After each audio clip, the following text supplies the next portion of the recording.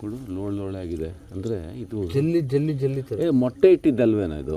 ಇಲ್ಲ ಸರ್, ಒಳಗೆ ಗೊತ್ತಾಗುತ್ತಲ್ಲ ಸರ್, ಅಲ್ಲಿ ನೋಡಿದೆ, ಇಸ್ಕಿ ನೋಡಿದೆ.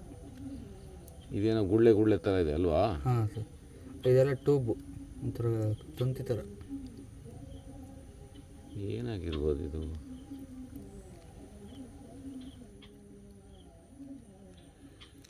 ತಡಿ, ಅಲ್ಲ ಅಂಡರ್ ವಾಟರ್ ಇರೋದು. ತಡಿ ಗೊತ್ತಾಯ್ತು ನನಗೆ, ಹಿಡ್ಕೊಂಡೆ.